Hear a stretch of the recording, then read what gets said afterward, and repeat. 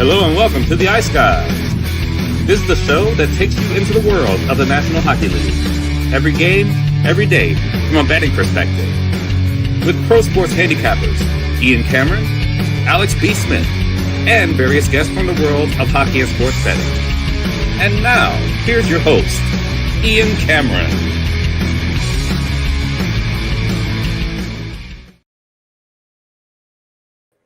Welcome to the Ice Guys, Tuesday, December the 9th. Ian Cameron with you and ready to break down this Tuesday NHL card. No Alex today. He's got an appointment. And tomorrow, I have an appointment at this time. So I will be doing a solo pre-recorded show for Wednesday tomorrow. Just important to point that out. You're not going to notice anything different. It's going to be pre-recorded, but the show will run right here on the YouTube channel, the Ice Guys YouTube channel at the regular time, 2 o'clock p.m. Eastern time tomorrow. Just yours truly breaking down the Wednesday board. And then we'll be back Thursday. Alex will be back Thursday, and your regular live show coming up on Thursday. So that's the schedule moving forward. Of course, here today, Matt Robinson will be along in just a bit. He's returning from an appointment himself, and he'll be joining me in just a bit to look at the Tuesday NHL card. And like I said, it's another big card, 10 games on tap. Before we get to Tuesday, actually, before we even get to the recap of Monday, we do want to remind everybody about our live betcast. It is our final live betcast of the year 2025, so you do not want to miss it. Next Tuesday, December the 16th, 7 o'clock p.m. Eastern time, open to everybody, free for all betcast. So like I said, very much looking forward to that. Next Tuesday, 7 p.m. Eastern, DM or email to join the betcast next week, and we'll make sure we get the link sent to you for it. So excited about that. For our final live betcast of the year next Tuesday, December the 16th, Christmas party edition of the Ice Guys live betcast, no doubt. So excited about that. 7 o'clock p.m. Eastern next Tuesday, our last live betcast for 2025. All right, Monday night, it began with the Amazon Prime game, Lightning and Leafs. Well, we didn't get skunked in this game at least, but obviously it fell way under the total, very low scoring game. And it breaks a very nice streak we had going with the best bets, unfortunately. But we did have Toronto. I mean, that was the one thing we got out of that game was the Leafs getting the victory. We did take them on the money line. That's now 5 straight wins over Tampa Bay for the Toronto Maple Leafs. And they did it with defense.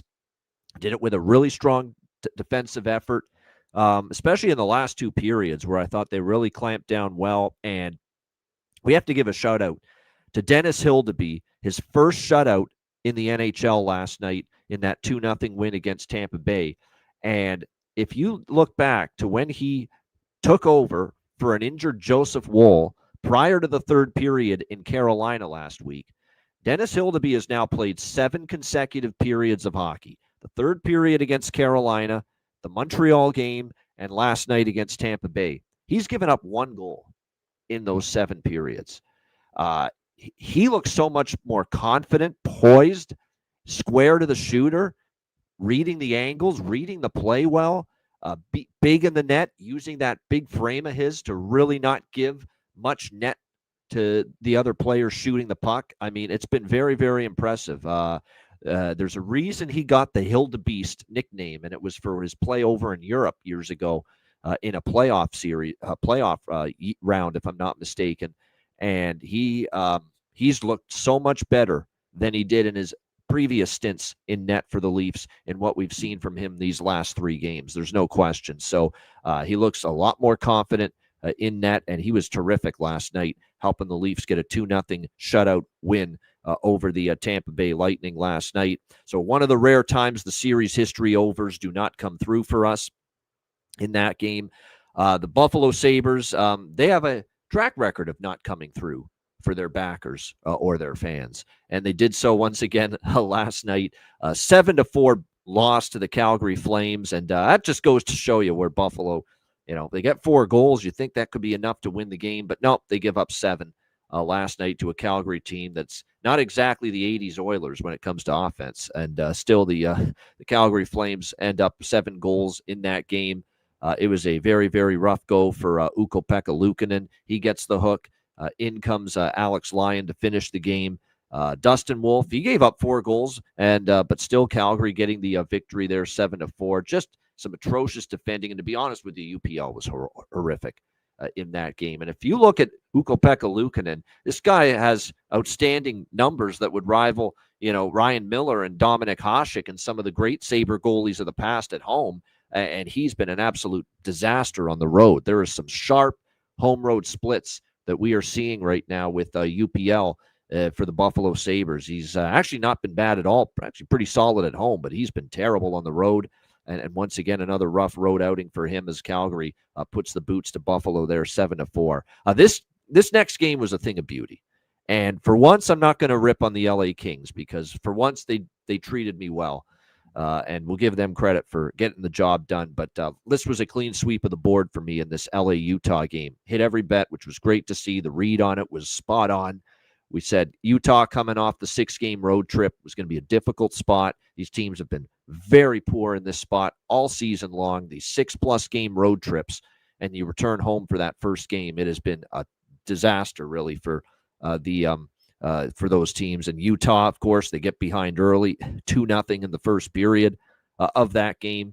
They cut it to 2-1, and they cut it to 3-2 when they were down 3-1, but not enough, and the LA Kings get a 4-2 road win. To be honest, LA played a pretty steady, sound road game. Only gave up 21 shots, outshot the Mammoth 27-21. A mom's trip as well for LA, so you knew they were going to dig in once they had the lead and try to defend and ride that one out, and they were able to do that. But that was just a beautiful betting game for yours truly as far as the result. We had LA first period, first goal of first period, plus 135. We had LA first period money line. We had LA full game money line. We had the over by Facta there, first period and full game. So it was a terrific game. It's what really made the night and kept it, decent as far as the overall result for Monday night was sweeping the board here with this LA-Utah game as the Kings get a 4-2 win. I'll say this about the Kings. We've ragged on them a bunch, but they do play better on the road, and they showed it again last night. They definitely have a better road record, no question. Detroit shuts out Vancouver 4-0 last night. Can't say I'm shocked by that result. Vancouver, we're going to have to start classifying Vancouver as a bad team. And what do I often say about bad teams off a win? I like to bet against them. I did not do that last night with Detroit. I probably should have, but obviously Vancouver was coming off the win against Minnesota on the weekend. But they're a bad team right now. And bad teams we don't trust to win 2 games in a row. I've said that over and over again. And sure enough, after the Minnesota win, they fall right back down. Last night, Vancouver getting blanked on home ice by John Gibson, who hasn't even had a great season. And John Gibson puts up a goose egg on the Vancouver Canucks last night. And how about the old man, JVR, bargain bin special, plus 510 from yours truly last night. Great to see that cash. Broke a mini little slump, if you will, with the bargain bin as well, which was great to see. So plus 510 cash there with James Van Riemsdyk for the Detroit Red Wings, who got on the board for them in the first period of that game. So that was great to see. Detroit getting the shutout win there against Vancouver. And last game of the night was, I think if you're the Seattle Kraken, you're kind of disappointed the way that ended up going for you. Minnesota had been slumping a little bit, back-to-back road losses against Minnesota and Calgary. Yet Minnesota able to take care of business against the Seattle Kraken last night, 4-1. Seattle's just, very, very tough times right now. You see what's happened to them, of course. They get shut out by Edmonton. They get absolutely destroyed by Edmonton. Then they lose at home to Detroit over the weekend, and now they lose last night 4-1 to Minnesota. So the struggles continue. What's really, really alarming for Seattle is it's hard for them to score goals. If they're going to start giving up 4 goals or more routinely, like they did against Minnesota, like they did against Detroit, like they did against Edmonton, they have no chance of winning hockey games.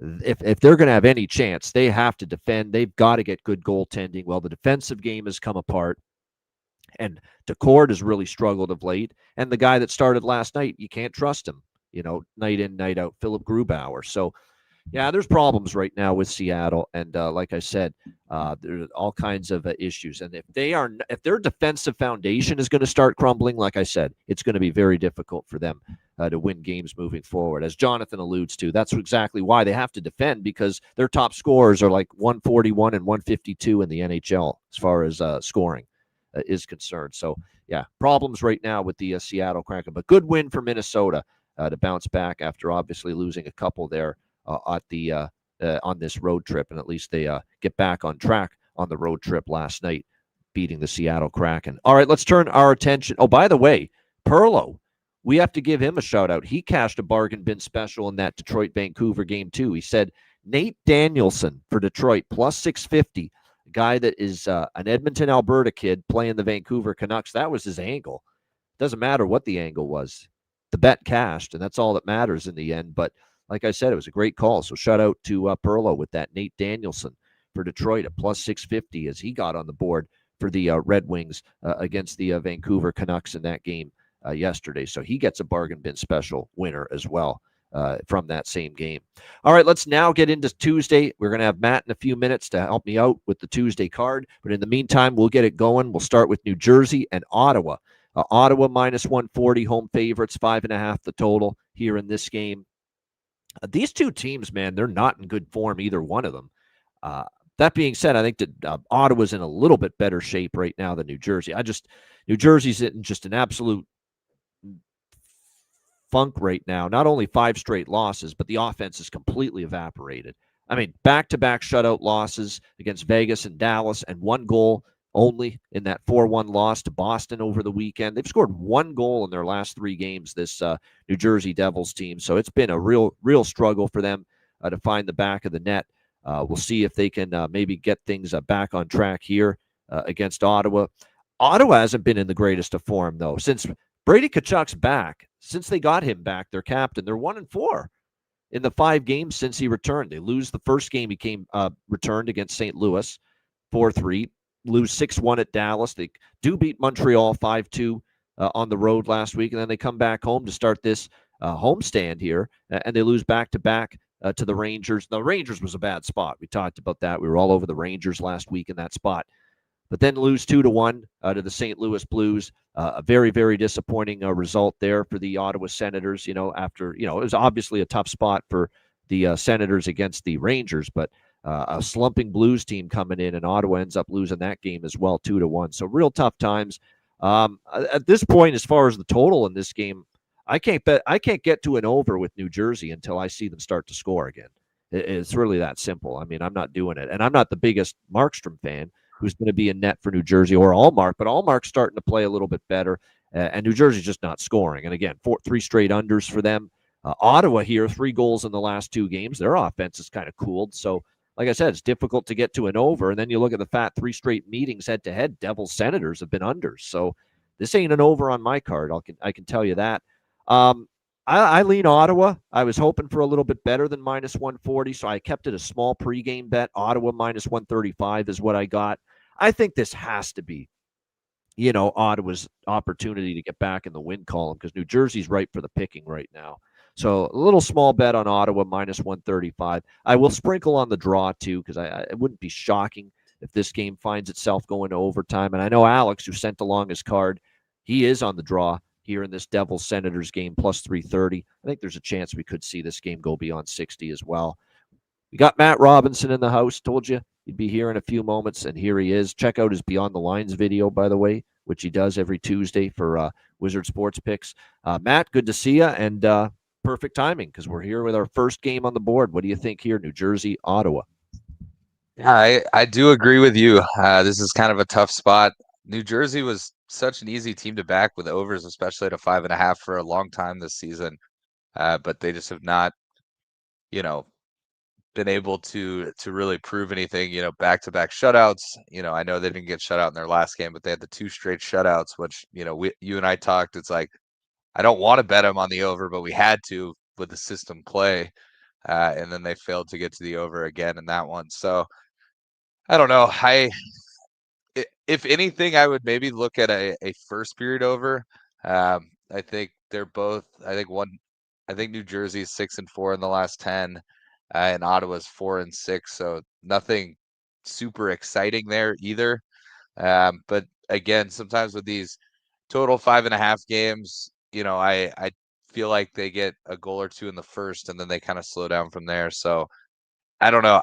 I think given that it's a 10-game card, it'll be a straight pass for me. I do lean Ottawa, but I think I would have to have them at maybe minus 120 because prior to this dry spell New Jersey's been on, they were playing some pretty decent hockey. They're obviously still, a 16-12 team with a few bad games in a row. So, I wouldn't be shocked if New Jersey came out and won this game 5-1.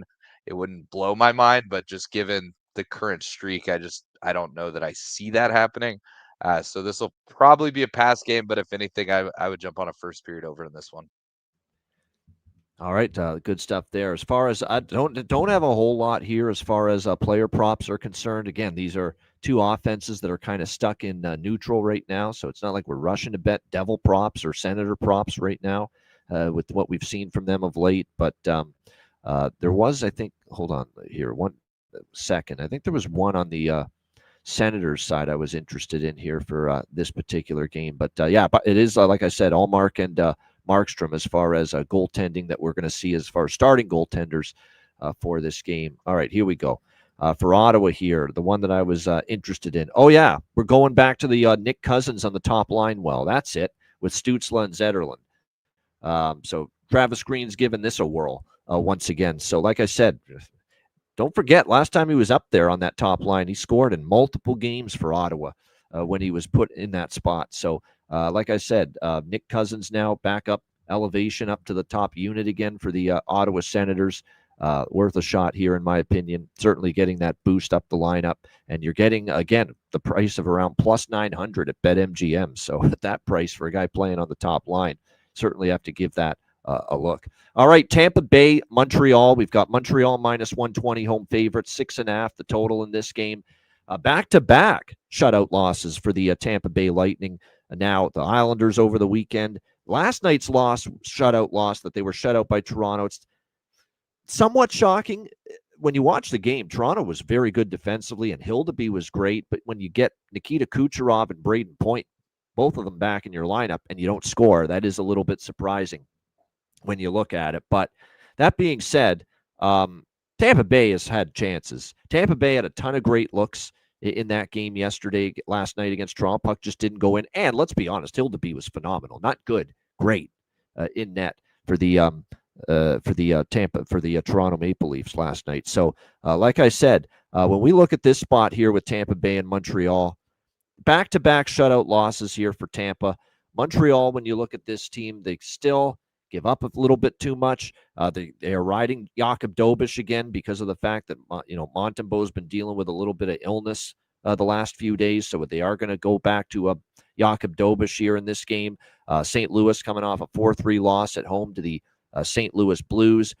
You look at this Canadiens team, 4 of their last 5 home games have gone over the total. I think this is a spot that it's worth taking a shot here with another Tampa over. Especially when you can get 6 still out there at a couple of books, 6 over minus 120 at a couple of places. Most books have 6.5s, but there are still a couple that have the 6 here. All we have is Brandon Halverson, who's likely going to, it hasn't been announced officially, but he's going to start here. Brandon Halverson for Tampa Bay. And his numbers in the AHL are not bad. 9-0, with Syracuse. But he has had 1 NHL start, and he gave up 5 goals in a loss to Utah, 6-4 last season. It's the only time we have seen Brandon Halverson at the NHL level. So it wasn't a great NHL debut, his one and only previous start. Again, his numbers down in the AHL are solid. 2.58 goals against, 901 save percentage. That's solid stuff, but you've got to prove it to me at the NHL level before I'm ready to buy in just too heavily to those offensive numbers down there. So you factor into 7-3 to the over in the last 10 meetings, Tampa Bay versus Montreal. 7 of the 9 meetings, if I'm not mistaken, have had at least 6 goals as well. I'm just looking at it a little more in depth. Yeah, that's accurate. So we've seen 1, 2, 3, 4, 5, 6, 7. Yeah, 7 of the last 9 meetings have had at least 7 goals between these two teams. So, yeah, we missed the mark with an over with Tampa last night. We're going to go back to the well tonight, over 6 here, Tampa Bay, Montreal. The side's tricky, right? Montreal's got the situational advantage, the rest advantage. who knows how Halverson's going to play. He's got good numbers in the AHL, but he gave up 5 goals in his one and only NHL start last year for Tampa Bay, which seems that, we'll have to see if he can do it at the NHL level tonight. So that all leans to Montreal. But and even though Tampa's on a back-to-back, do I really want to fade Tampa off back-to-back shutout losses? And I think, if anything, they'll be better tonight and more cohesive offensively tonight now that Point and Kucherov have that game back from injury under their belt, which they got last night against Toronto. So I think they could be a little bit more in sync. Because the one thing I noticed, their timing was off. Point had a couple chances. Kucherov missed on a couple passes that he normally has. That's a product of being out of the lineup and missing time. Now that they both had a game under their belt, I expect sharper, crisper, cleaner execution offensively from Tampa Bay, especially the 2 stars there, Point and Kucherov, going into this game here tonight. Matt, what do you think here, Tampa Bay, Montreal? Pretty aligned. Not too heavy leans on either of the sides. I could kind of make a case for both. I do think teams step up when they've got a young goalie, an unexperienced goalie. But how far does that get them? I think this game for me is just an overlook, and I think it's a perfect. I know there's still 6s out there. I wouldn't hate taking a 6 with a little juice. But I think this is kind of a perfect look for a same game special, 1.5, 5.5. You'll get a good plus price since it just barely is teetering into 6.5. So my guess is plus 110, plus 120 on MGM, something like that. If you take first period full game, I know, both teams are top 15 in the league offensively. They're both averaging more than 3 goals a game. So that's right there on the cusp of leaning over. Tampa's obviously top 5 right now in goals against at 2.59, but that is with Vasilevsky in a lot of those games. So I think, that number is a little bit skewed on what you can expect in this one. And Montreal still sitting down there at 30th in goals against. So, yeah, I mean, I could even make a case here for Tampa just given the price. I could make a case for doing like a Tampa split with the team total. I'm sure it's a good price for Tampa to get to 4 goals. But I think for me, just to keep it simple, 10-game card, it'll be first period, full game over, parlayed. And that'll probably be my only look pregame in this one. This is another Nick Paul special where he's had a lot of success against the Montreal Canadiens, or he scored in multiple games against. Nobody scored for Tampa last night against Toronto. So obviously Nick Paul didn't find the back of the net. Nobody did. But I think tonight the Nick Paul look is worth another shot here tonight in this game.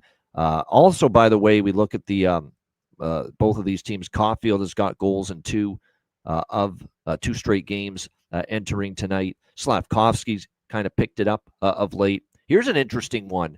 He's plus 650. He's been a lot more active and involved offensively of late from the back end. Lane Hudson for Montreal. He's actually scored in 2 of the last 5 games and 4 of the last 10 games for Montreal. That's scored a goal, that is.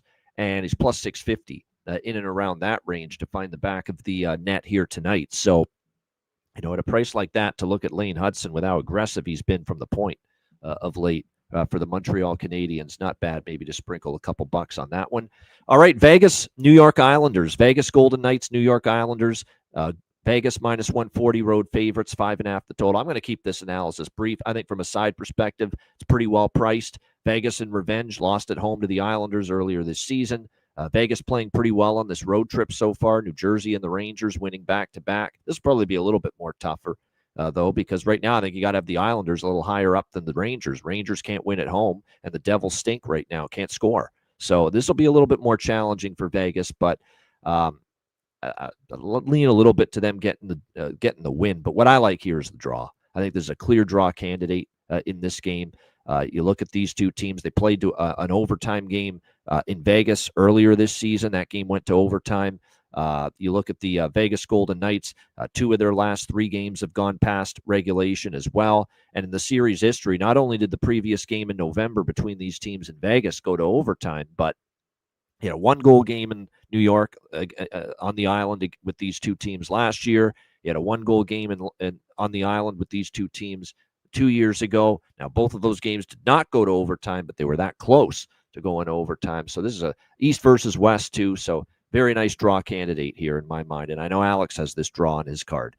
tonight as well. Total is tough, right? Islanders are not the over team they once were. 8-2 to the under their last 10 games. Sorokin, who's going to be in net tonight for the Islanders, has been in great form lately, and they are banged up front. They're missing, of course, Palmieri, Drew Anna's day-to-day, so missing a couple pieces up front. So that's, takes away from them, at least offensively, a little bit. Vegas, like I said, they've won 4 in a row. They've actually got a really good road record. Two regulation losses on the road this year, the Vegas Golden Knights entering this game. So total is tough. I could see the total going either way, but like I said, the draw, I do like it here in this game tonight. Not Alex. Alex not here. Matt, what do you think here? Vegas, New York Islanders. Yeah, I think this is a good draw candidate. I'll probably ride that with you. I think, especially if Sorokin keeps it tight, this might be a 1-1, 2-2 type of game going into overtime. I mean, who knows, maybe a 0-0. Neither team's trending well to the first period over or anything like that. Vegas was sort of hot there for a while, but I think they're right at 500, like 5-5 in their last 10. So, yeah, I mean, I would lean Vegas here. I think if Vegas was like minus 120, I'd probably jump on them, similar to that first game. I think minus 140, do I think New York can tighten things up, win this game in overtime? Absolutely. I lean Vegas for sure, but I just don't, I would even consider like a Vegas and a team total, but if Sorokin plays really well and, it's 1-1 at the end of the game, then we're potentially losing both bets. So I think for me, I'll just take a shot here with the draw. All right, that's exactly what I've done. It's the only thing I got pregame is the draw here going into this one, no doubt. Yeah, I like Brett Howden. That's a nice little value shot, plus 450. Of course, I'm going to say Bowman and close shave Barbashev, as I always do on the top line, because they're always good value. Barbashev has scored for Vegas in 2 of the last 3 games. I like the Heineman look tonight, top line. Not only top line, he's been on the top line for a while, but he's scored in all 3 games versus the Golden Knights, as Jonathan alludes to. So for that reason, too, it's maybe this is an extra special night or special reason to back Emil Heineman, who has been a bargain bin favorite of ours throughout the course of the season so far, multiple times. I mean, Emil Heineman's actually been one of our surprise bargain bin finds this year, who's come through for us multiple times. Akira Schmid, by the way, should start for Vegas. It isn't confirmed, but we do expect it to be him in net. All right, San Jose, Philadelphia. That should be minus 180 on Philadelphia. Minus 180 home favorites. The total here at 5.5 across the board in this game. Yeah, you guys probably think I'm on the Sharks. I lean Shark. Of course, if the Sharks are this kind of price, I'm either betting them or I'm passing. But I don't know if I'm going to be on them either, because Philadelphia at home, off a home loss to Colorado, where they played pretty well against a really good Colorado team. I thought they played a pretty solid, feisty, plucky game, against a really good Avalanche team over the weekend.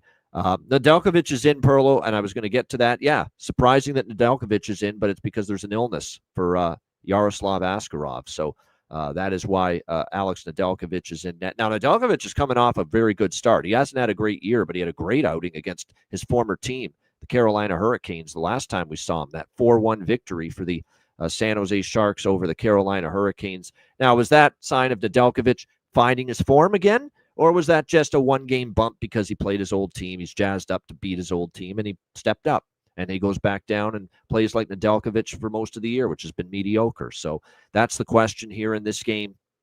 We'll see.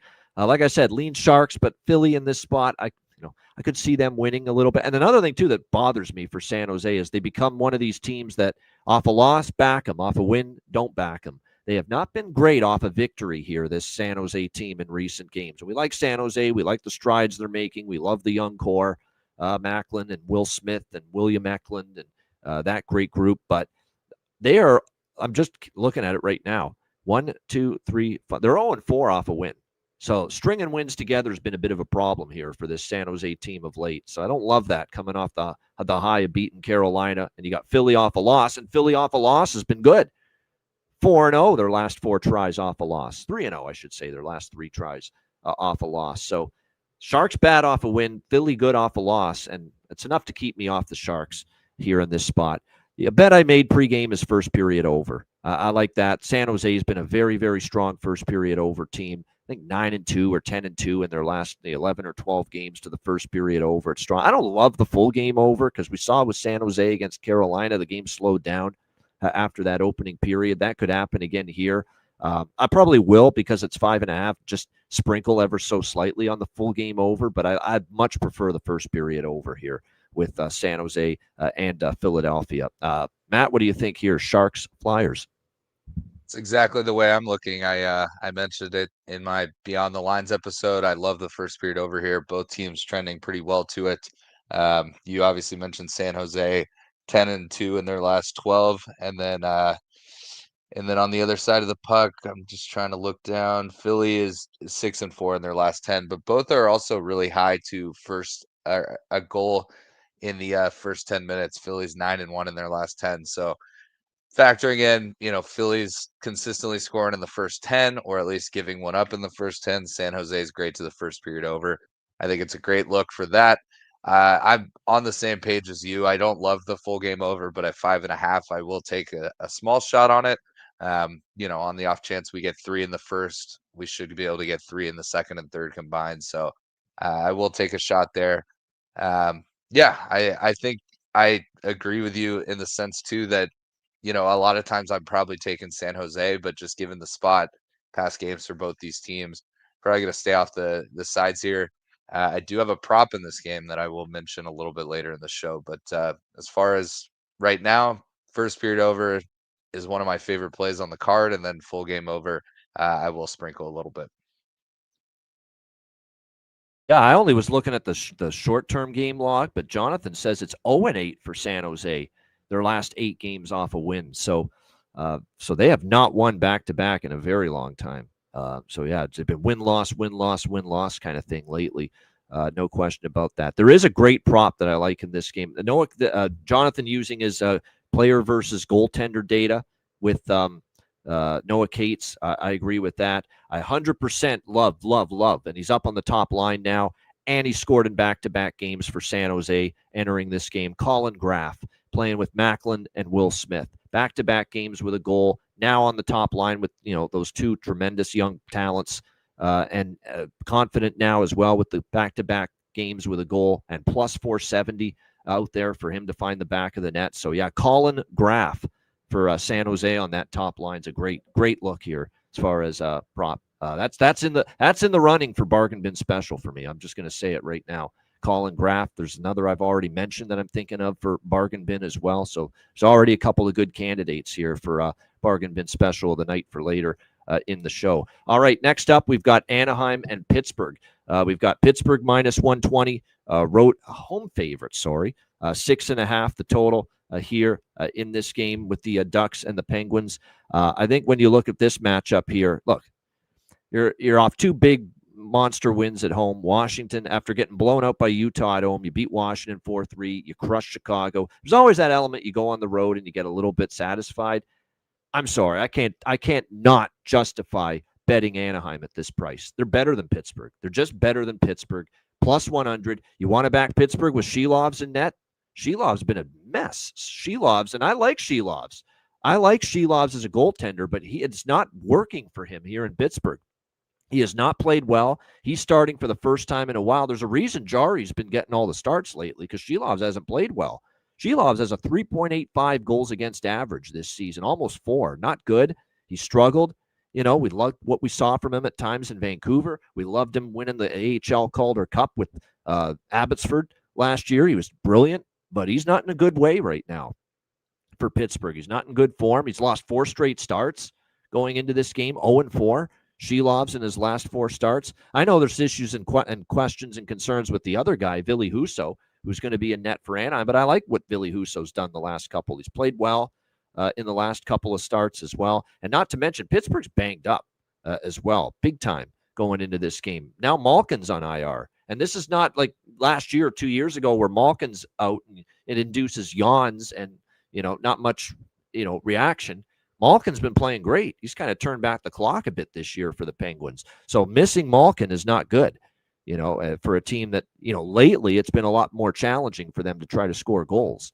And Anaheim, now the question is, can Anaheim bottle up what they did defensively in the last 2 games. I thought they played impeccable team defense against Washington, and I thought their team defensive game was just as good against Chicago.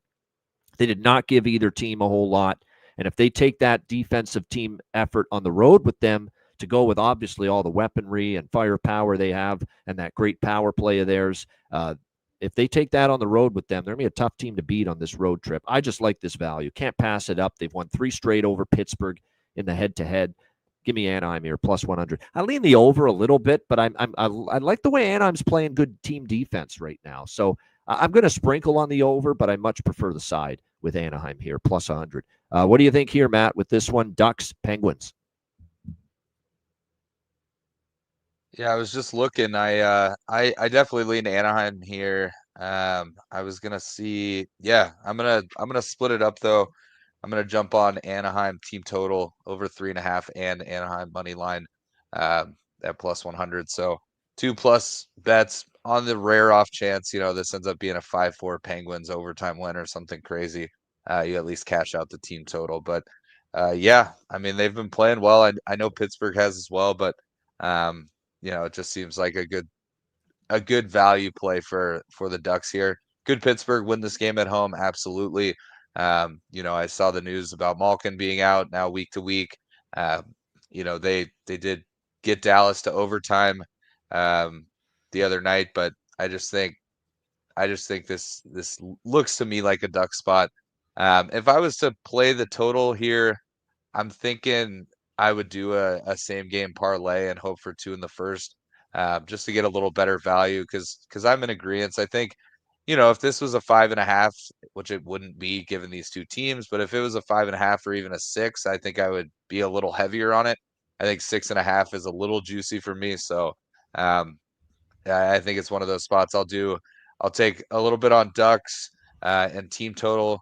Again, not huge bets because Pittsburgh is also, playing pretty good hockey this season. But then I'm going to do a same game parlay with first period full game here.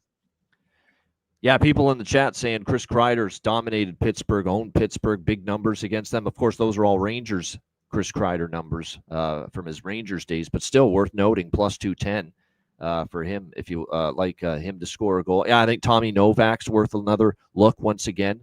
We cashed with him the other night. We mentioned it the other night that he was on the top line for Pittsburgh. Plus 390 is the best price out there right now with Tommy Novak still on the top line with Crosby and with Rust. Yeah, Michael Granlund, the old team angle, sure. No issues with that. It's been a bit of a struggle trying to find his offensive game again since he came back for Anaheim. But plus 420s out there. And you know what I really like too is back-to-back games with a goal. This young kid, Seneca, back at Seneca, plus 320. Shop around. There's plus 300 or better at a lot of books still for him.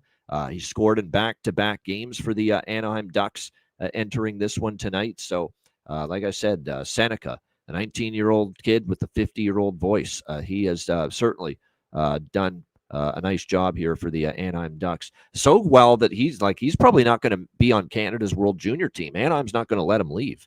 That's how well he's played. And that's the problem Canada's going to find with a lot of this. Now, they're stacked. They're still going to have a great World Junior Hockey Championship roster in a couple of weeks. But there's going to be, it's insane how many players are eligible to play for Canada and won't be. Celebrini, Seneca.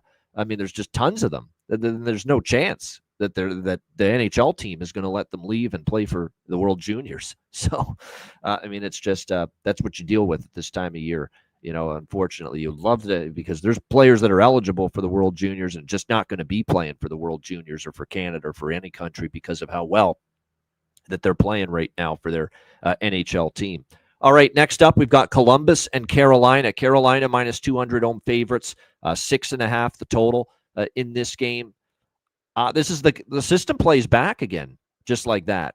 We saw it Saturday against Nashville for this Carolina team. And what the Carolina system play, for those that aren't familiar, Carolina at home off a home loss. That's the system. Carolina at home off a home loss. And what this spot has meant is overs. First period over, full game over, and it's often meant Carolina team total over as well when they're off a loss at home and playing at home. I'm betting it because it's been cashing constantly off a loss to Edmonton at home, the next game at home. they went over their team total, first period over, full game over, it all hit. We just saw it with the Nashville-Carolina game on Saturday. Not many games went over on Saturday, but that one did. Carolina was coming off the loss to Toronto, playing again at home, first period over, full game over, the team total over for Carolina as well. It all hit. And now we've got Carolina off the 4-1 loss to San Jose, home loss, at home again. And this has been just constant, just repetitive, just consistent. Carolina team total over, first period over, full game over. That being said, I don't love this one as much because both teams have opted to start the goaltender that to me is the best goaltender they've got right now. Jet Greaves is going to start for Columbus. We all know he's been better than Elvis Merzlikins this season, especially of late. And Carolina is going to give Brandon Bussey the start. You heard Alex on the show yesterday saying Brandon Bussey might be their best goalie right now. And I think in terms of current form, it's hard to argue that. Bussey's been solid, better than Anderson. And, who knows with Kochetkov? It certainly wasn't great from Kochetkov, his first start against San Jose back for the first time in a while. So that's the one thing that does concern me a little bit with going first period, full game over and all these overs is that, we're not getting Anderson. And if this is Anderson and Merzlikins tonight, this is load up on the overs with those two guys in net. But we're not getting Freddie Anderson versus Elvis Merzlikins. We're not getting the inferior netminders. We're getting Jet Greaves, who's been very good. Even in the loss against Washington, he was solid. He only gave up 2 goals in that game. And you're getting Brandon Bussey for Carolina, who's been solid. It's been steady. So, but the system's the system. It's been strong. These overs and the Carolina team total over in these games where Carolina's at home and off a home loss in their previous game. So I'm going to ride with it. Don't love it as much as I love the Nashville one Saturday, but you got to bet it. The system's been strong. Over by Fecta, Carolina team total over. And plus, they're going to have the 2006 Stanley Cup Championship anniversary night tonight in Raleigh. So I know Peter Laviolette was already back there the other night in Lenovo Center ringing the storms. What is that, though? Storm warning? That do that at the start of every game. He was doing that shit the other night. We'll see if he's going to be there probably because he was the head coach of that 2006 Stanley Cup Championship team. Brindamore, of course, played for that team. So they'll have the big do, the big ceremony, the big shtick, the big tribute to them tonight. So maybe that's going to get them all amped up. But like I said, over by Fecta. Side, look, I'm always interested in Columbus at this price, but I just don't like stepping in front of Carolina. Home off a home loss has been like a money spot for them over the years. They rarely lose 2 home games in a row with historically how tough they've been at Lenovo Center to beat. What do you think here in this one, Matt? Columbus, Carolina. Yeah, I feel the same. I jumped on. I got this at a 6, just based off that Carolina loss to San Jose and then Columbus getting shut out. I grabbed it at a 6, but so what I'm going to do is I'm going to hold on to my 6 and then take a same game parlay because I really like the first period over in this one as well. System play coming off a shutout for Columbus. So I will do a same game parlay 1.5, 5.5, which is plus 115 on BetMGM. And then I'll keep my 6 that I think I got in at like minus 125 last night. So I do like it. Again, I think the 6.5 scares me a little bit. So I think that's a nice way to look at it. I don't hate it at 6.5. I think it can totally get there, especially given series history, the last 2 games for each of these teams, everything like that. But I think I'm going to just stick to a little same game parlay and then keep my total at 6. That way I'm kind of playing the first period over with a really low over and then the 6. I think that'll be my look here. Sides wise, I mean, I don't know. I feel like it would be worth taking a shot with Columbus. Obviously not going to lay 200 with Carolina, but I think Carolina gets it done after losing to San Jose, especially at home. So you could play like a Carolina regulation or puck line. I'm going to stay off. I'm just going to take the totals and hope we get some goals. Oh, you're muted. I'm just going through every iteration right now of this system that I've mentioned. Carolina, the overs in Carolina games, home off a home loss. They lost at home to Vegas 6-3, October 28th. Next game, they beat the Islanders 6-2. Their team total hit, first period over hit, full game over hit. So there you go. Perfect example of what I'm talking about. Next time they were off a home loss was Washington, and then playing at home again the next game against Vancouver. And what do we see in that game? 4 goals for Carolina. So team total over hits, first period over hits, full game over hits in that Vancouver game off the loss to Washington for Carolina at home. Then we moved to the next time we saw that situation, which was, let me just see here. It was Rangers against Winnipeg. Now, this is the one where it didn't. First period over didn't hit, and the full game over pushed. But Carolina did go over their team total with 5. So that one was a loss to the first period under, push to the full game over, or loss to the first period over, push to the full game over, and the Carolina team total over still hit. And then, as I mentioned, we saw it losing to Toronto, 5-1 at home. And then the very next game playing Nashville at home, and everything hit. Team total over, first period over, full game over. So it has been pretty strong for the most part. That being said, again, Greaves and Bussey, it does scare me a little bit. These two goalies have been their best goalies for their respective teams, but I still am playing the system here. All right, next up, we've got Boston and St. Louis. These two teams just met in Boston recently, and now they'll do the a return match here in St. Louis. St. Louis minus 125, minus 130. Home favorites, 5.5 the total here in this game. The Blues had a nice weekend. They really did against Ottawa and Montreal, winning back-to-back on the road.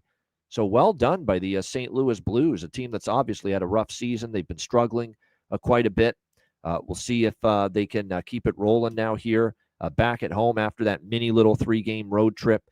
Meanwhile, you've got the Boston Bruins, back-to-back home wins for them. One of them against this St. Louis team, 5-2, and then they beat New Jersey, who can't score right now, 4-1, struggling mightily. We'll see if the Bruins can keep it rolling here in this game against the Blues. You know, these short turnaround revenge spots have been so strong to the team that's in revenge mode, and that would be St. Louis here. They've been really, really good. I mean, every recent revenge spot in a short turnaround situation that I can recall off the top of my head, the team that lost the first game won the short turnaround revenge meeting days later. And we've seen a bunch of these. Buffalo, Winnipeg last week, just one example. But there's a ton of these examples. So this would be St. Louis for me. Not jumping up and down at the laying $1.30 with this Blues team, but it would be Blues or pass for me. I might wait to see if I can get the Blues trailing and plus money with them, you know, at some point during the game tonight. But it's certainly a Blues lean for me. Swayman confirmed in net for the Boston Bruins tonight. And Joel Hofer will get the start here for the St. Louis Blues. And Hofer has suddenly come out here, really, really stepped up and played well. 2 straight starts. He's played great. 1 goal allowed on 42 shots against Ottawa. And then he had a nice shutout against Utah as well. So Joel Hofer's looked good in his last couple starts after some struggles earlier in the year. Obviously for Boston, there's still no Charlie McAvoy. David Pastrnak, game time decision tonight. Very important to note that even though he's missed the last 5 games for the Bruins, he's traveled with the club to St. Louis on this road trip. So, like I said, he might be back tonight. So there's a lot of things that are what I call moving parts, but I definitely lean Blues. Don't love the price enough to bet it pregame. I'll probably look to see if I can find plus money in game at some point with them.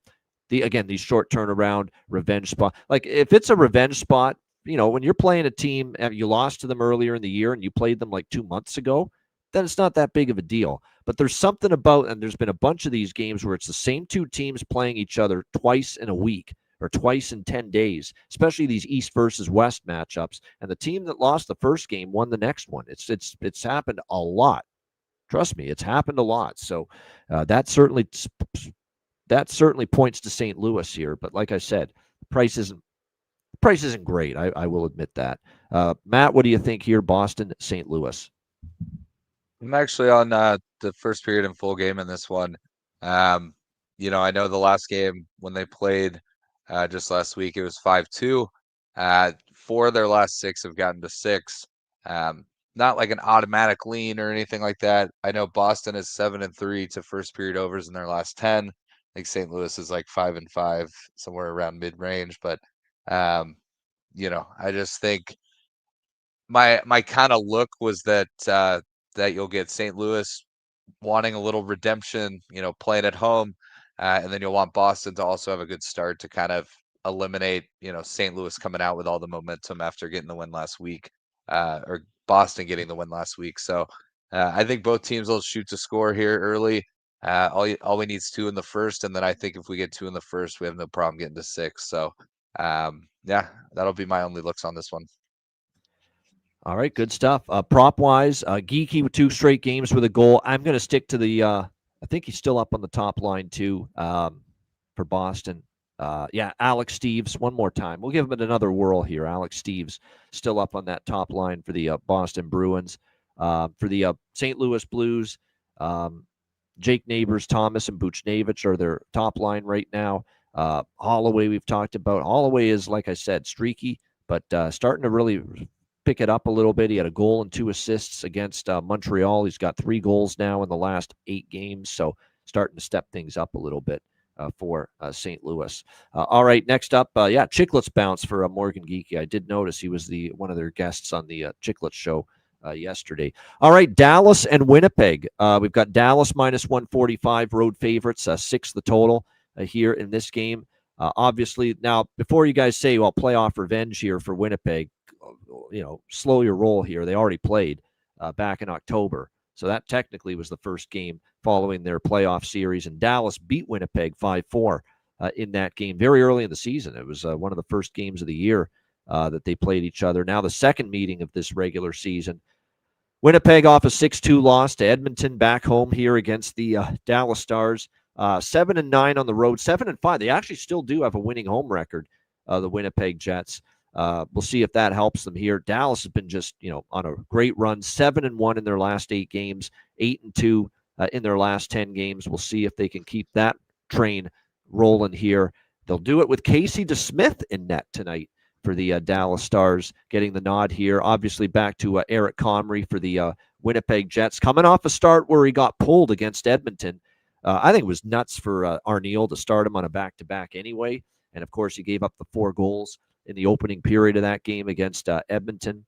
Casey DeSmith's been very solid, though. 6-1-1, 2.16 goals against average, 921 save percentage. Hasn't lost a start in regulation since October the 16th, 5-0-2, 1.68 goals against, 940 save percentage in his last 7 starts.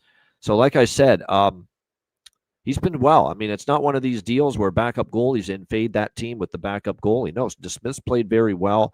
The record indicates that 5 wins, no regulation losses, and 2 beyond regulation losses for DeSmith. That's it. I don't love the price, though. Minus 145. I just don't in this situation. So not a game I'm going to get involved with pregame from a side perspective or total. I'd actually lean under a little bit here in this game, slightly, just because, I think Comrie played damn good against, now Buffalo's not Dallas, so we shouldn't, go over the moon with how well he played. But he played well against Montreal, too, before that. He had 2 pretty good starts. They threw him in there on a back-to-back, which I'll never understand. And, he got lit up early by Edmonton. But before that, Comrie played well 2 games in a row against Montreal and Buffalo. So after getting pulled, I could see him playing a decent game here tonight. So maybe an under, lean Dallas, but the price ain't good enough to me. What do you think here, Matt? Dallas, Winnipeg?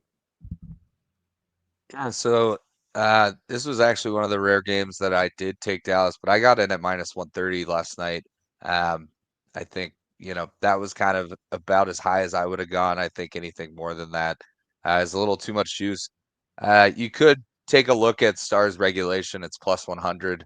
That could be an angle if you feel that Dallas takes care of business. I mean, obviously, a lot of times. Oh, yeah, I should point out, reason for the line move, Matty Duchene and Thomas Harley are both back tonight for the Dallas Stars. So well, Matty Duchene played on Sunday, so it's just Harley that's my bad. Yeah.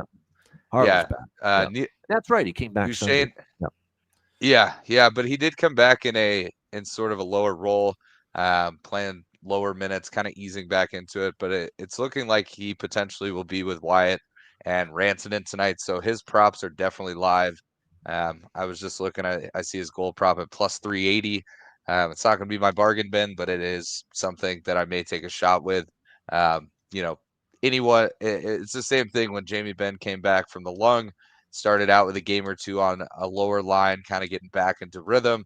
And then you've seen how he's played the last 7 or 8 games. Once he got moved up to playing with Wyatt and Rantanen, it really kind of boosted things for him. So his goal prop is still plus 360. I think that's all still worth a look while he keeps continuing on that streak.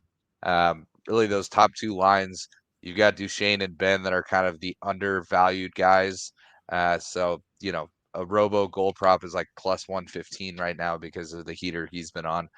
So you can always look at the, undervalued guys, Jamie Benn, Matt Duchesne, that if those lines are rolling, will chip in offensively. So yeah, I mean, and I'm also aligned with you. I don't really love the first period or full game. I know Winnipeg is 7-3 in their last 10 to the first period. So if I was to take a shot, I might throw a little sprinkle on the first period over. But I mean, looking at the last few games, Dallas is winning games 3-2 in overtime, 4-1, 4-0. So, I think this absolutely could get to the total, but it's just not my favorite look, and so I'll probably stay off any sort of over on this one. We're going to get another goal from our guy, our boy tonight, Miro Orr, Bobby Heiskanen. We're going to get another goal from this guy. 3 games in a row with a goal for Miro Heiskanen here. Like I said, Miro Orr, Bobby Heiskanen. He's heating still up plus right 575. So I mean, sometimes when you get to a streak that's 3 in a row, it's like, why not just throw a few bucks on it until it misses, and then you can kind of move on and don't have to rely on it. But I think Harley getting back in the lineup will affect Miro's minutes a little bit, but I think they're going to ease Harley back in. I don't expect there to be a big change tonight. And Harley is playing with Niels Lundqvist, and so both of those guys coming back from injury, I don't see either of them, playing 26 minutes tonight or anything. So I think Miro and Lundell will get a heavy workload. And then, if you have a 3-0 game after the first or something, then maybe they'll kind of ease that group and kind of get other guys going. But yeah, I mean, he's been hot, and they obviously needed that one Sunday because that was how they were able to get the win in that one. We've been good with these. We had LA last night with the first goal of the first period last night against Utah. But yeah, I just thought I had to point that out with Miro there. 3 straight games with a goal. Cole Koepke for Winnipeg has scored in back-to-back games. And you can get that guy like at 11-1 right now for the Winnipeg Jets to find the back of the net tonight. So there you go. There's some decent little longer shots here if you're going to ride the wave of some of these goal-scoring streaks. Let me see what the price is of this. We've been good with these first goal of first period bets, so we've definitely won more than we've lost so far. I'm in on this one. I'm going to take a look at this one. Winnipeg, first goal, first period here, plus 140. I could see it here, or coming off the debacle against Edmonton, Comrie looking for a little redemption. This reminds me of the spot when they lost to Buffalo and they scored the first goal against. Now, they didn't win the game, so I should caution you about Winnipeg full game. They didn't win the game against Montreal, but they scored the first goal of that game in the first period. And I could see Dallas a little dopey out of the gate here tonight. You would think maybe they shouldn't be or won't be with Harley back, but like I said, sometimes when you get your key player back, you don't play as well as you think, and you don't start as well as you think. So I think that's not a bad situational bet there. Winnipeg first goal of first period. I certainly like the price on that. Plus 140 is the price on that. So I think that's, if you like Winnipeg at all, I think that's the focus on that, right? You got dummied by Edmonton. Comrie got pulled. Comrie's back in net here tonight looking for a better performance, and he did play well 2 games in a row before the Edmonton game. So I think that's not a bad little situational look. Winnipeg first goal of the first period, plus 140. All right, Buffalo and Edmonton. Edmonton minus 200 home favorite, 6.5 the total here in this game. It would be so Buffalo to lose 7-4 to Calgary, walk into Edmonton and win tonight. It would be so Buffalo to do that, but do we really think they're doing that? That is the question here with the Buffalo Sabres. I don't think they're doing that, and here's why. is Edmonton really going to take Buffalo lightly? Edmonton lost in Buffalo 5-1, just recently. And, so that's the one thing. If you're Buffalo, you're hoping Edmonton's just going to like go through the motions and be a little bit off their game a little bit. Well, Edmonton just lost and lost badly in Buffalo 5-1 a week or two ago. And like I said, so to me, that's like, I don't think the Oilers are looking past Buffalo here tonight as a result of that. The huge rest advantage, obviously. We've seen their offense explode. They had trouble scoring goals, but boy, they were up for the 9 against Seattle, 6 against Winnipeg, 15 in their last 2 games. So I could see Edmonton filling it up here in this game for sure. That being said, Buffalo could still chip in a little bit here.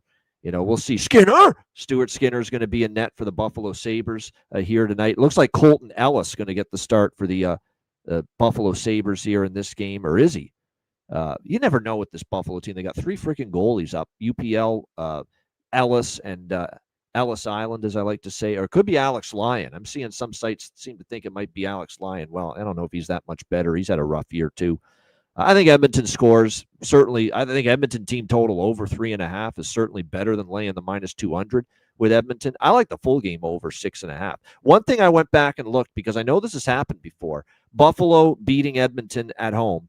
Edmonton in revenge mode at home after losing in Buffalo. It's happened a couple times in recent years. Because we mentioned I was on Buffalo against Edmonton, and I was on Buffalo against Edmonton in Buffalo back in that game on November 17th where Buffalo won 5-1 because Edmonton had played poorly in Buffalo. Well, if you go back and you look at the last 2 times, Edmonton's lost in Buffalo, and they've played Buffalo again in Edmonton later in the season.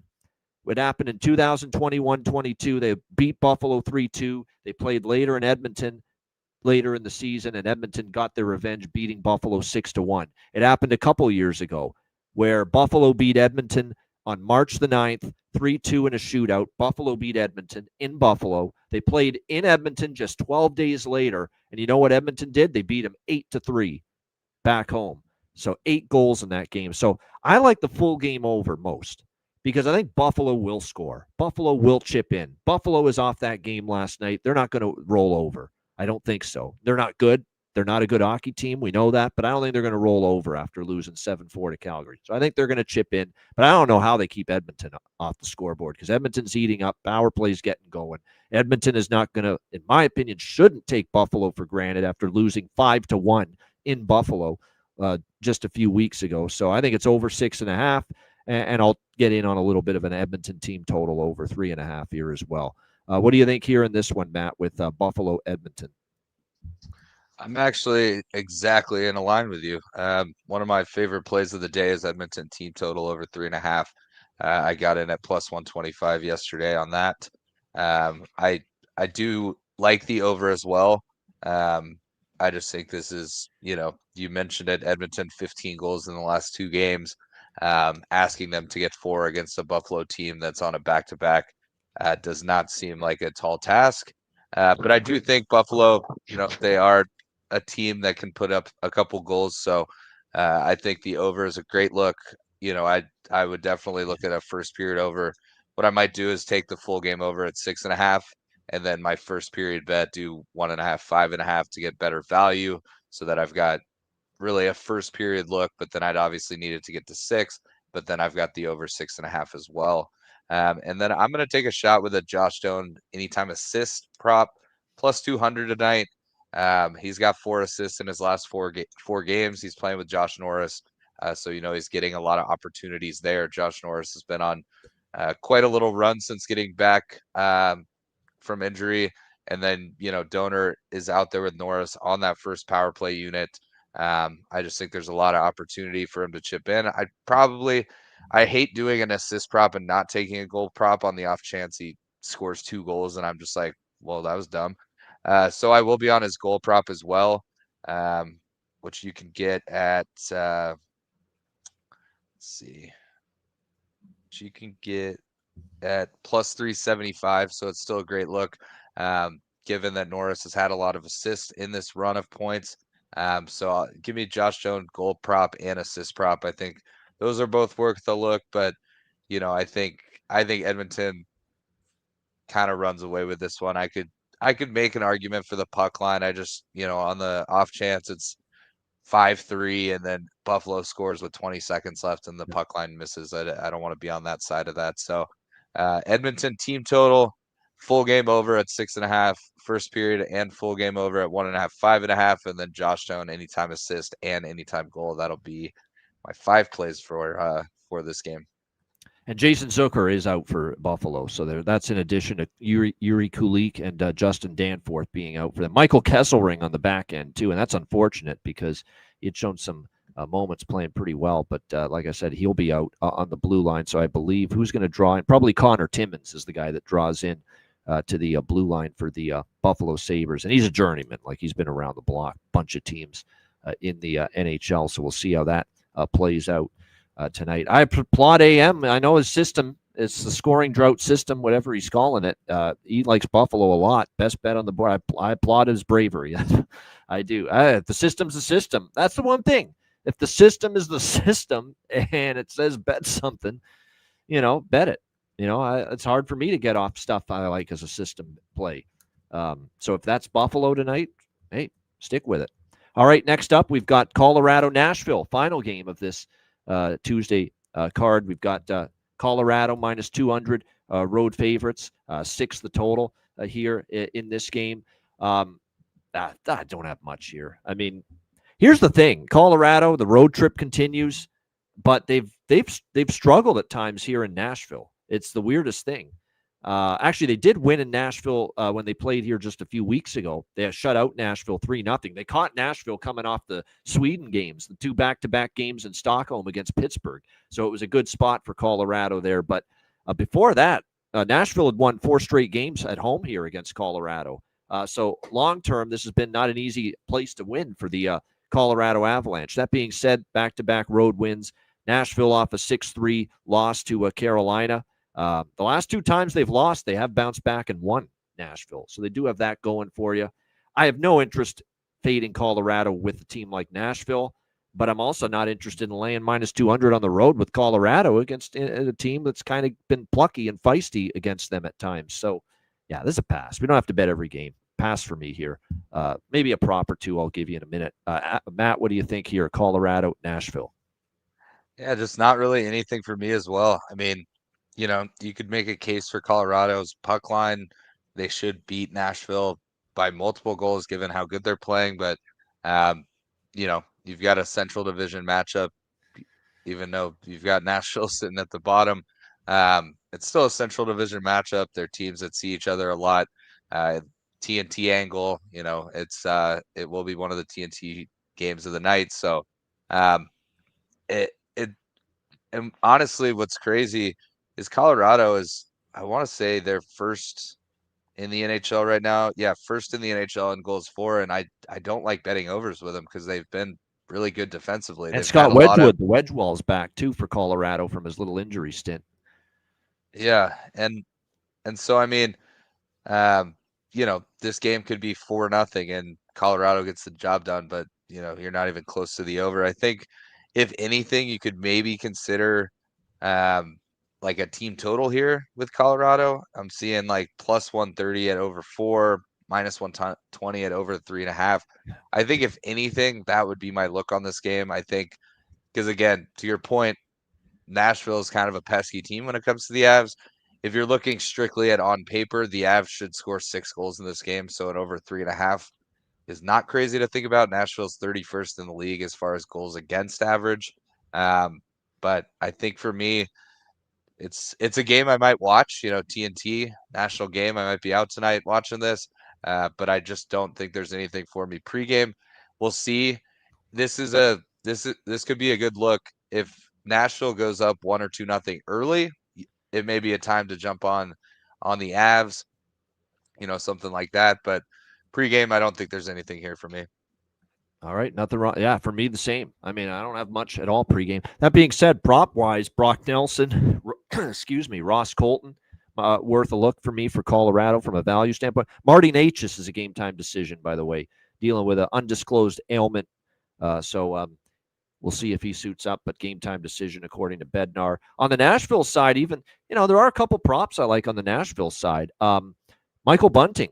he's a streaky goal scorer. He started to heat up a little bit the last few games. And Wood is good. Matthew Wood, who scored in the last game for Nashville against Carolina. So those two guys, Matthew Wood and Michael Bunting, I think might be worth a shot for goal props there in that one. And like I mentioned, Scott Wedgwood back. He's been absolutely spectacular. And this is not the same situation as I often say with, ring rust, if you will, or a goalie that's been out for a while, that you might be rusty coming. He's only been out a week. He's missed 3 games. It's not like he's been out for 2, 3, 4 weeks or a month or 2 months. So it's not that bad when you look at it as far as I don't think he'll be as unsteady as you'd think. All right, great stuff. Shout out to everyone in the chat at the like button. We appreciate it very much. And again, we've got tomorrow's show will be just yours truly flying solo through it, pre-recorded. It'll be up on the YouTube channel tomorrow at 2 p.m. Eastern time, the Wednesday show. Looking forward to that. I believe we've got tomorrow the usual smaller Wednesday NHL slate. So it'll be a shorter show. And then, of course, back live on Thursday, 2 p.m. Eastern time. Where it'll be me and Alex, and I believe our friend from Raleigh, North Kakalaki, David, is back in the fold on Thursday as well. So looking forward to that. Make sure you check out wizardsportspicks.com. Great roster of handicappers on the website. Make sure you check it out and get on board some premium picks, guys. I'm telling you. And I should have advertised this more about the premium picks. The beauty of Wizard Sports Picks when you buy daily picks, premium picks, you have the option of guaranteed or non-guaranteed with every single premium pick. So you could buy the guaranteed option where you only pay if the bet wins, or you could bet the non-guaranteed. And obviously, if you bet the non-guaranteed, it's cheaper by $10. But, obviously, it's not contingent upon the premium pick or the bet winning. But you do have that option. You have the option to go with the guaranteed option, too, where you only pay after you win is the way it goes. And that's a great feature with the premium picks purchasing over at wizardsportspicks.com. So like I said, make sure you check that out. Tons of great handicappers. I'm there. Alex B. Smith, Matt Robinson. And again, Matt's doing a great job in NHL. I just came off one hell of a fucking NFL weekend on Wizard Sports Picks. 8-1. 8-1 in the NFL this past weekend. And we wrapped it up with those lightning bolts. The LA Chargers last night getting it done against Philadelphia. I'm telling you, I know there's a hockey show, not NFL, but fade Philadelphia the rest of the way. They're collapsing again, all over again, like they did 2 years ago. Same shit, same thing. There's this dissension in the in the locker room. Brown, yelling for more catches, more targets. They can't run the football constantly with Barkley. Now there's a couple injuries on Jalen Hurts is not playing well. Nick Sirianni's a numbnuts coach. I'm serious, man. I know that guy's won a Super Bowl. We're supposed to respect guys that have won a Super Bowl. They win in spite of that guy. I really mean that. Nick Sirianni. This guy's not a big-time head coach. And I know we're talking about a guy that won a Super Bowl, but anyway, that's another story. But anyway, check out wizardsportspicks.com. And like I said, lots of great premium picks there on the website. And check it out and get on board. And also check out patreon.com/iceguys, just $10 per month. Again, goalie charts, totals charts, all kinds of great bonus content. So make sure you check that out. And again, our daily betting card is posted each and every day. Sides, totals, player props every day on the Patreon page. So get on board. $10 per month. Your subscription, your membership goes a long way to supporting the show and keeping it going long term. So check it out. $10 per month. Patreon.com/iceguys and iceguys.myspreadshop.com. The Ice Guys store. I mean, it's now or never, like the Elvis song. It's now or never. Now or never right now to get your order in so that it arrives before Christmas and you can put it under the tree. Any Ice Guys gear or merch that you want. So get to the store, iceguys.myspreadshop.com. All right, bargain bin special of the night and best bets coming up in just a moment, right after we hear from our great Ice Guys sponsors.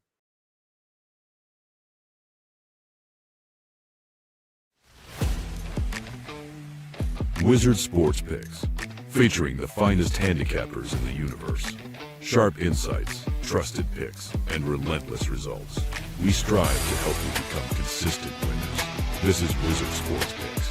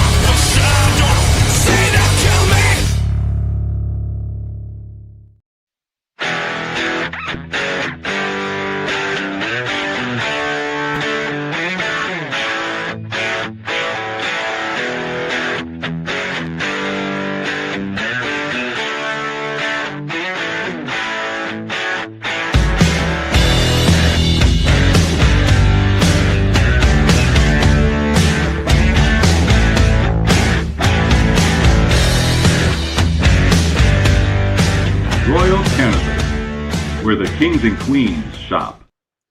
Thanks to all our sponsors, including Royal Cannabis. Check them out, royalcannabisshop.com, and 20% off with promo code IceGuys. All right, bargain bin special of the night. How about not one, but two bargain bin specials on the show yesterday? Me with James Van Riemsdyk for Detroit, plus 510. Perlo with Nate Danielson from that same game and that same team, the Detroit Red Wings, yesterday at, I believe, plus 650. So two bargain bins yesterday. So we'll see if we can add to it for this Tuesday. Matt, we'll start with you. Bargain bin special of the night. Yeah, you touched on it a bit during the show, but it was what I had circled pregame. He's got 2 goals in his last 2 games for the San Jose Sharks. He's playing on that top line with Celebrini and Will Smith, the young guns out there. Colin Graff, anytime goal in that Sharks Flyers game. I got it at plus 450. I saw someone in the chat say plus 600 at one of the other sites. So definitely shop around. But I just think, he's heating up. He's getting more comfortable. He's a guy unlike a Celebrini that just popped right in and definitely never looked back. Spent some time in the minors, kind of up and down the lineup. But I think he's kind of building confidence. And when you're young like that, you get 2 goals in 2 games. You feel like you're on top of the world and can score any night. So the Flyers aren't a team that I fear will completely shut that line down or anything like that. So give me a shot with Colin Graff to chip in tonight in that Sharks Flyers game. That'll be my bargain bin. Good stuff. I will say it right now. That is one of my bargain bins too. Colin Graff for the San Jose Sharks. That's one of them. I like it. It's worth it at that price, up on the top line, and scored in back-to-back games. 100% worth it. Total agreement. So Matt and I share the same bargain bin there with Colin Graff at plus 470. Great plus 600 at Bet365. So there you go. Even better price there. And I'm going back to the well with a guy I had as a bargain bin special last night. He did not score. Well, no one on his team scored. They got shut out by Toronto. But this is another team that he's had success against. Nick Paul, Tampa Bay, plus 380. I'm going to rock one more time with Nick Paul. We're going to take a page out of Alex's playbook. I see Alex in the chat now where, it's sometimes when you don't go with the player after you miss, you bet him and he doesn't score. You don't bet him the next game and he does score. Well, we're going to hope to avoid that. We'll take him again. Nick Paul plus 380 for Tampa Bay and Colin Graff, San Jose plus 600 for my bargain bin specials of the night. Honorable mention to Zetterlund. That's a nice call someone had in the chat there against his old team. Now with Ottawa playing against his old team, New Jersey, and Emil Heineman. Honorable mentions. I don't want to go with more than 2, but if I were to go with more than just Graff and Nick Paul, Zetterlund and Heineman are not bad options tonight as well. All right, best bets for this Tuesday. Matt, we'll start with you. What do you like for best bet? A rare best bet on a team that a lot of folks would think that I would stay away from on best bets, but I've got to do it. Buffalo has given up 4 goals or more in 3 straight games. Lyon, in his last 5 starts, has given up 4 or more in 4 of the 5. Give me Edmonton team total over 3.5, 15 goals in 2 games. Their power play's heating up. There's still a lot of issues and question marks as far as Edmonton as a complete team. They're winning games 9-5 and things like that. So they're giving up goals in the process. Do like the over here. But as far as my best bet for this Tuesday, December 9th card, give me Edmonton team total over 3.5. That'll be it. All right, Edmonton team total over 3.5 for Matt Robinson with his best bet for this Tuesday NHL card. Before we get to best bet, I do want to put the bargain bin special back up there just to mention Alex's bargain bin. He mentioned it in the chat. I just want to mention it on the show. It's Esa Lindell. You'll like this one, Matt. Esa Lindell, Dallas, for Alex with his bargain bin, plus 1,000, 10-1. Esa Lindell for the Dallas Stars. And best bet for Alex, by the way, is St. Louis, Boston, St. Louis, over 1.5, minus 110, first period over. So Bruins, Blues, first period over, 1.5, minus 110 for Alex. And Alex will be back on Thursday when we're back live with you. All right, best bet for me. Look, the total streak came to an end, so I'm going to go with a side tonight. This is just an undervalued side for me. Quack, quack, quack, quack, quack, quack. Give me the Anaheim Ducks, plus 105 against Pittsburgh. Shelovs has lost 4 straight starts, 3.85 goals against average during that span. Anaheim's won 3 straight meetings over the Pittsburgh Penguins. They're playing really good. I love their team defensive game against Washington and Chicago to end that homestand. If they play that way again as a team defensively to go with what they can do offensively, they should be able to get past this Pittsburgh Penguins team who have lost 3 of their last 4 games on home ice. And again, 4-start losing streak for Shelovs, who has not been good this year. We like the kid with what he did in Vancouver, but clearly it's not gone the same way for him here in Pittsburgh so far. So Anaheim plus 105 against Pittsburgh for my best bet here for this Tuesday NHL card. Shout out to everyone in the chat. Hit the like button. We appreciate it very much. And like I said, looking forward to another great night of hockey, some winning bets.